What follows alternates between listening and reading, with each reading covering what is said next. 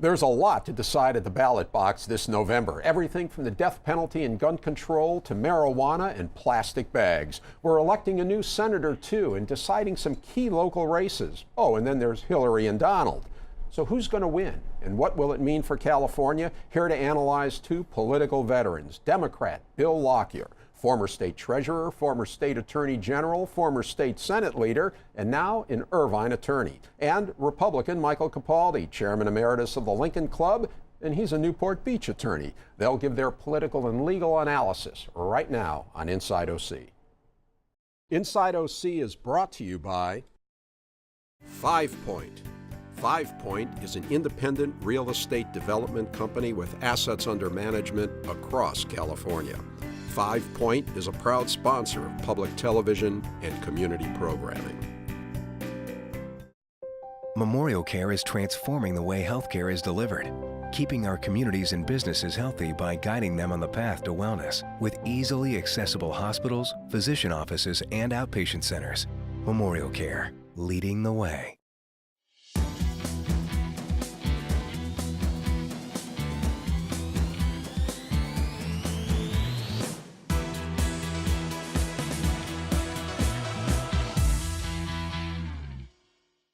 Some of us who have been around both public and private sectors don't think the private sector is always more efficient than government. Well, hi, I'm Reiff. Welcome to Inside OC. I'm talking the elections with Bill Lockyer and Michael Capaldi. Welcome, gentlemen. Thank you. So, Mr. Lockyer, we've got an election like no other. What is at stake in the state of California? Well, obviously, the presidency.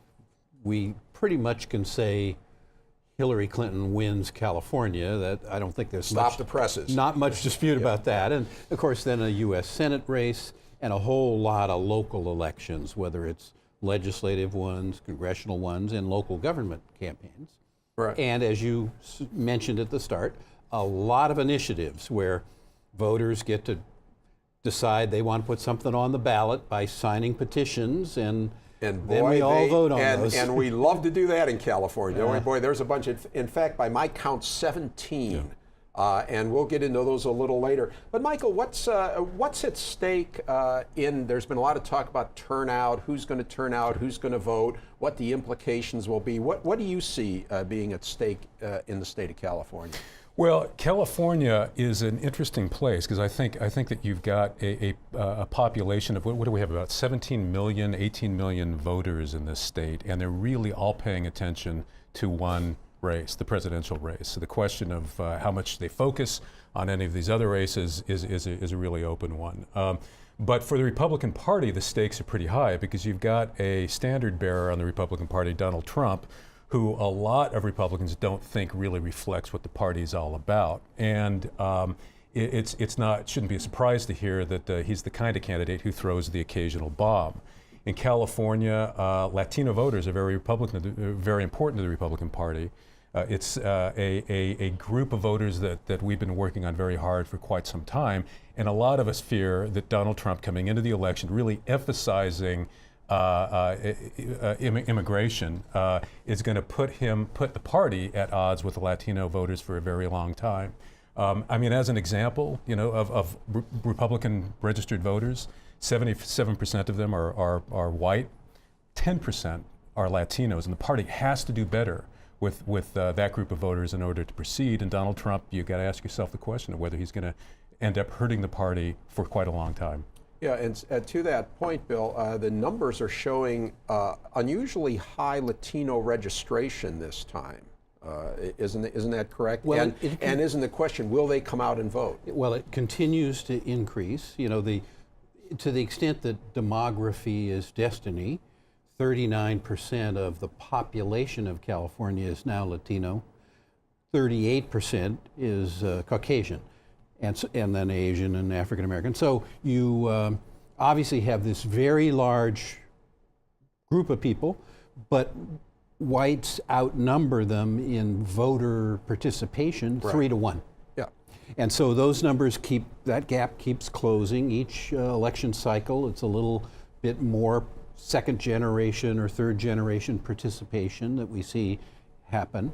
And so I think Michael's absolutely right that the Republicans need to worry about that trend. Yeah, but I think in addition to that demographic trend that you pointed out, there's some sense at this time the Latinos are really going to turn out because they're so anti-Trump, and that finally their population representation will also be reflected more at the ballot box. Do you think that's going to happen? Well, it'll increase. I don't know that anyone can say what percentage yet, but it'll go up. Yeah, Michael, what is the implication? You talked about the danger facing the Republican Party.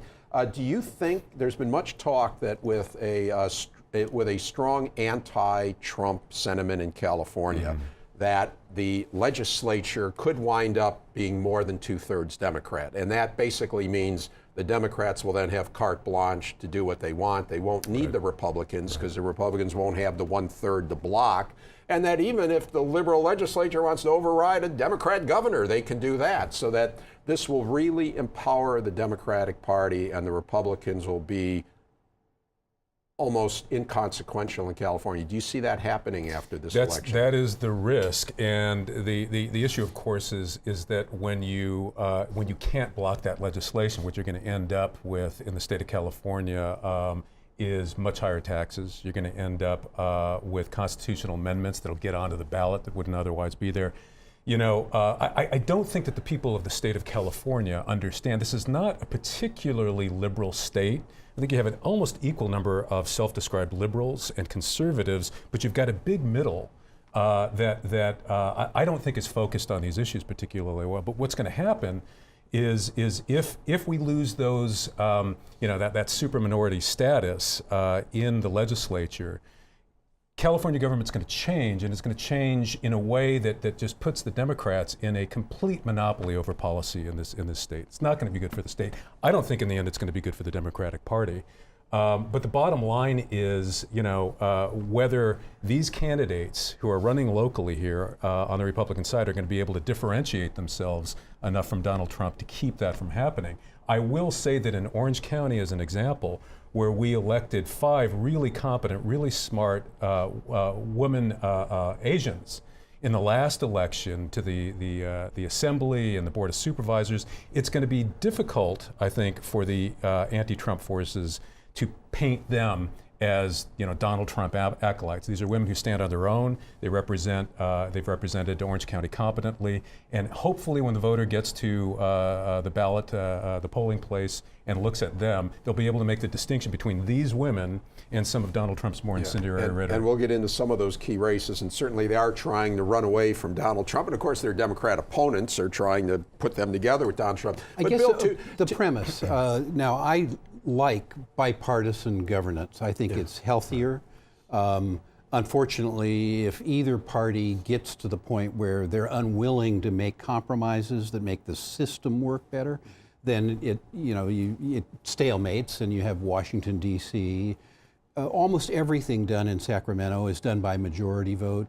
There's very few things that require 2/3, and I guess I'd point out that if anyone is frustrated about that, they go to the ballot with an initiative. You've mentioned a bunch of them. They just go around the legislature if they want to enact a tax or legalize recreational marijuana or whatever it might be. Well, let's talk and you started to talk about it, to Michael's point that he said he's not sure this will be good for the Democratic Party. Yeah. As a longtime Democrat, are you kind of thrilled about this prospect now that your party is going to have total control in Sacramento? Well, I don't think it makes a big difference in the short term. That is, I don't anticipate there'll be tax increases. When they had 2/3 before, they didn't enact tax increases. They didn't rush a lot of things to the ballot that require constitutional change. But over the long term, it seems to me Democrats have a propensity to tax too much, and I think imprudently on occasion. And Republicans, unfortunately, have a current majority that don't want to tax even for essential things like fix the roads. So I think both of them have problems that, if they could compromise, it would be good. But Rick, it's not just all about taxes. I think Republicans and Democrats alike will focus a lot on taxes. But you've had a Democratic majority for decades now that has been unwilling to reform schools in the state of California, and the Democrats could have done that under this governor. They could have put a reform package that really puts California kids in a position where there's some competition in the schools, where there is some response to their needs, but they haven't done that.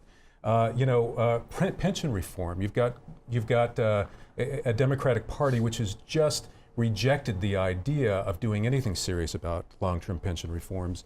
Addressing the real root causes of poverty and lack of growth in the state of California. I mean, the bottom line is that California has always been about that hardworking middle voter. I was born here in 1960. That's what California has been historically, and it's so far removed under, I'm sorry to say, Democratic leadership from really taking care of those families, those kids, those jobs. And I think part of it is that we've got the opposite problem of Washington, D.C. We don't have partisan gridlock. What we have here is one party that is basically refusing to look at the fundamental needs of the people of the state. Well, let's see. Goody Knight, Earl Warren, George Deukmejian, Pete Wilson, Arnold Schwarzenegger. Sounds to me like there have been a lot of Republican governors in the state of California. Well, let's look at the last 15 years or so. In these years you mentioned. But separate from that, there was very substantial. Those were the days. There were very substantial pension reform that was enacted. We're starting to see how it's working out. That 50% of the pension monies have to be contributed by employees, not just by the employer side, and how much maximum pensions are allowable. So people should get. Well, they're substantial. They're very substantial, and I understand why there are some who are principally anti-union that just say, well, just go cut them, and we're going to create a generation like we had in the 40s and 50s of elderly, impoverished people if we aren't careful about what we do with pension reform, but it's happening. School reform, there have been very substantial efforts and a lot of money to try to reduce class size, to increase teacher training. There's competition from charter schools. So I think the case is overstated that the Democrats are unwilling to do anything there. Now, do they want to? There's an argument about how easy you should fire teachers or what the standards and tests should be to do that. That's a legitimate argument. I think that's a very significant one. And of course, unions care about protecting, that's part of their job, trying to protect their members from what they view as unfair dismissal procedures. Fair debate, but it's kind of a tiny issue compared to all the educational matters that need our attention. I would just say that if you look at the result, you look at how California schools are performing. Mm-hmm. Again, when I was in California public schools, we were at the top of the country. Mm-hmm. Now we're competing with last throughout the United States with places like Louisiana. I mean, it's very difficult to look at the few modest reforms and to say that they're really having an effect on kids' lives. Go beyond that, and I think that you see out of the legislature, you see out of the big unions like the LA Unified School District, this hostility to any concept of parental choice. In Orange County, conservative haven, right? We're among the worst in the state for starting charter schools in the state. There's a lot of resistance to this kind of thing. What seems to be the common denominator is that very few in Sacramento or in the citadels of power around the state want to allow parents to have any real control over where they send their kids to school. Okay, well, and I think as folks can tell, these are the issues at stake in the election. Just quickly, Hillary will win overwhelmingly in California. Is that a prediction you can both agree to? Yes. The 2/3, will the Democrats get the 2/3 supermajority? What's your sense? I don't think so. Okay. I think this is going to be a very volatile election, and I think at the end of the day, Californians are time-honored ticket splitters, and I think that they're going to feel, when the vote goes against Trump in California, as I think it will, unless something radically surprising happens, I think a lot of voters are going to look and they're going to say, who am I going to vote for, who is not Hillary Clinton? Okay, what do you think, Bill? Well, Hillary, yes, and 2/3, I don't think so. Oh, really? Yeah, okay. I mean, when you look at the races, the Democrats have about 4 to defend in the state Senate, for example, that I think they'll successfully defend. how much there's only one or two places where there's real competition. Interesting. So I don't expect a major change in composition. Okay. And let's move on to another big race, the Senate race. Kamala Harris and Loretta Sanchez. Kamala is our state Attorney General. Attorney General, I'm sorry. It was one of the jobs you used to have, that's right. Attorney General, of course, how could I forget that? And Loretta Sanchez, Orange County Congresswoman. So that's an interesting race, Bill. Well, you know what, to me, I mean, other than the race itself and their respective claims, what bothers me about it is the lack of choice for Republicans. We have this Are you really concerned about that? Yes, I don't think it's fair, and I think it's a First Amendment issue that they don't have somebody on the ballot they can vote for. It's our and open so primary. We have this top two system, Yeah. and in various places we see two Republicans run in their enclaves, two Democrats. Now that includes the enclave from Oregon to Mexico. Right. But I think it's frustrating for people that want to have someone more reflective of their philosophy to have a choice. And so it's not a system that I'm comfortable with. Now, I can make a choice between those two, obviously. Right. They're both Democrats. But it just, the bigger issue in my mind is that. And what we do see happen in those circumstances is a lot of Republicans don't vote where there's only Democrats running, and a lot of Democrats don't vote in those Republican areas where there's only R's on the ballot. Right. And so to that point, Michael, we saw Loretta Sanchez the other day campaigning with of all people, Darrell Issa, the conservative congressman from San Diego. Her point being, I'm more moderate than Kamala. She's too far left. I've worked with Republicans. I'm a Southern Californian. It's kind of an interesting strategy she's pursuing. Can she get those Republicans that Bill mentioned to come out to vote for her? All of that may be true about Loretta Sanchez. The reality is it's not going to matter at all. It's not going to matter for two reasons. Number one, all of her votes in the United States Senate, if she were ever to be elected, would be nearly identical to all of the votes that Attorney General Harris would make.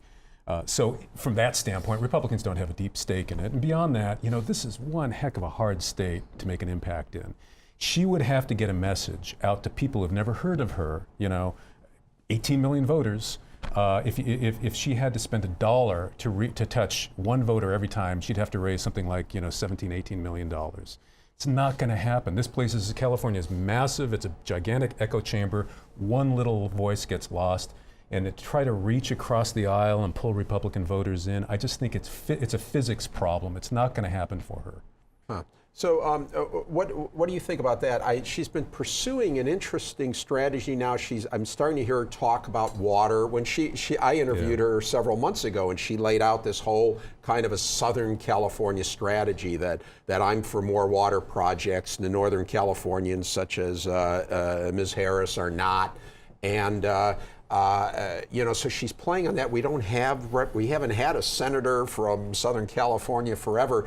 Is that just something that doesn't play in California, to try to do a regional strategy, like you should vote for me because I'm from Southern California? Well, I mean, it's complicated by the fact that Kamala Harris now lives in Los Angeles, so it's hard to. I didn't know that. Oh yeah, while her roots are Bay Area, and she was the district attorney in San Francisco, she lives in L.A., and so it's kind of hard to make the claim. What we've found historically is Northerners are more sensitive about regionalism than Southerners.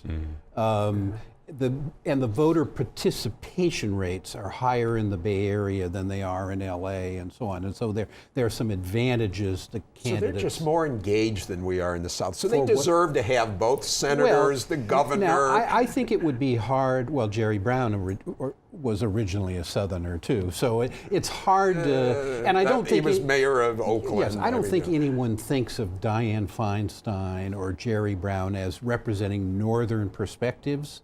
Michael, do you? Well, they're not representing Orange County. Well, I don't know. I mean, Go ahead, I don't think so. continue. it depends on what issue you're referring to. No, but I think the more Jerry Brown is trying to do something about water infrastructure in the state, something big, something really important, and I think that he has. Remember who his father was. His father, built a lot of infrastructure, and it is pitiable that Northern California Democrats do not seem to have any interest in building that fundamental infrastructure that you need in order to allow jobs to grow and people to succeed.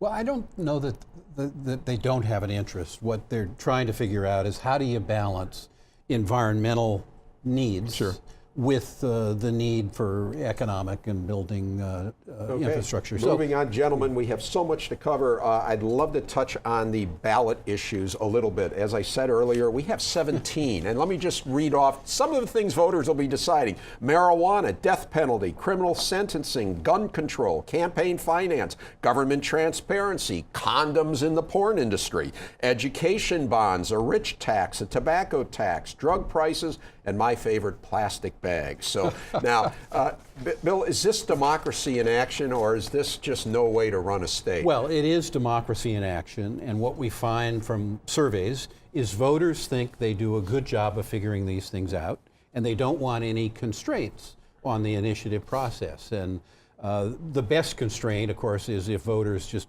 have an inclination to vote no, especially if almost always they're paid for by some special interest group that wants to secure an advantage legislatively by going directly to the ballot. And it costs a lot to get these things on the ballot, costs a lot to campaign TV ads and other things for them.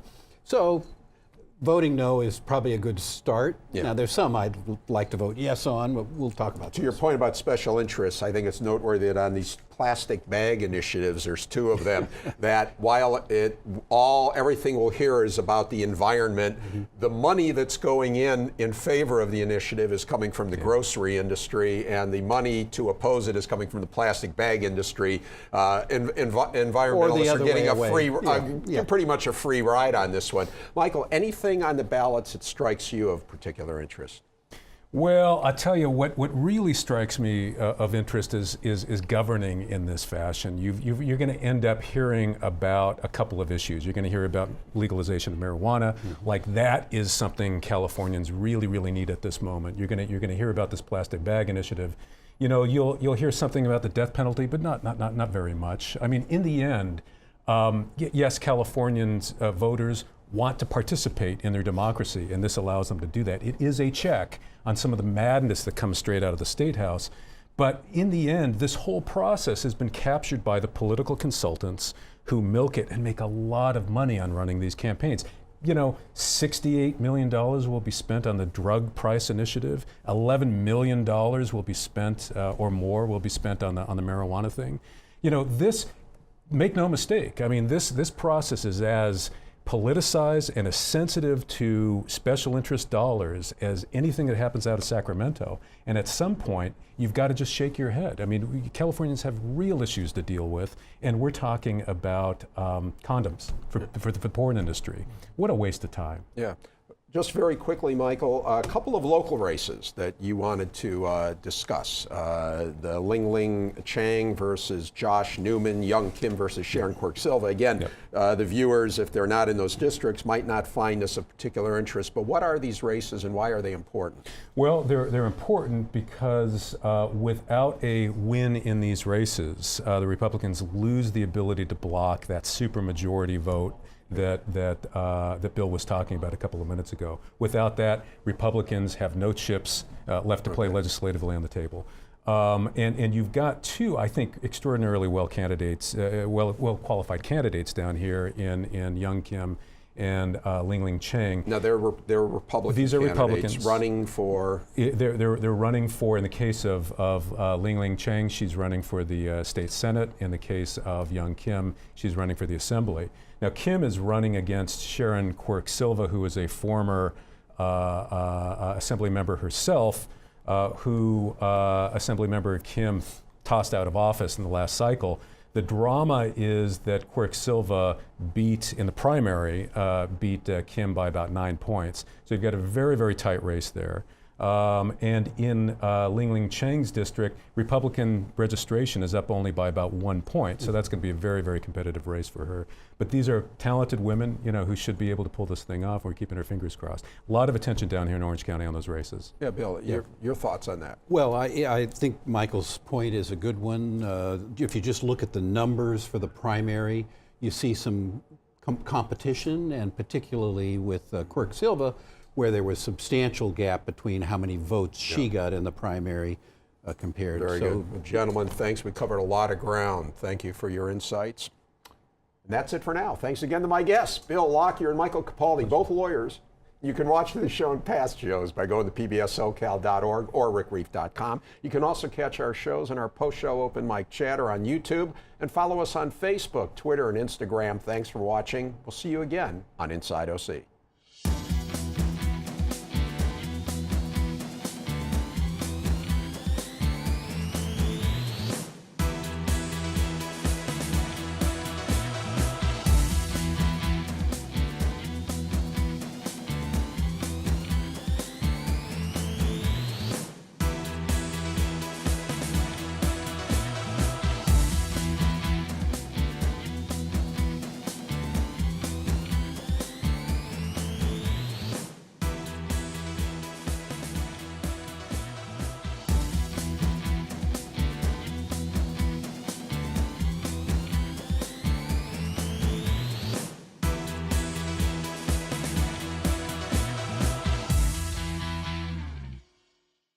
Inside OC is brought to you by 5 Point. 5 Point is an independent real estate development company with assets under management across California. 5 Point is a proud sponsor of public television and community programming. Memorial Care is transforming the way healthcare is delivered, keeping our communities and businesses healthy by guiding them on the path to wellness with easily accessible hospitals, physician offices, and outpatient centers. Memorial Care, leading the way.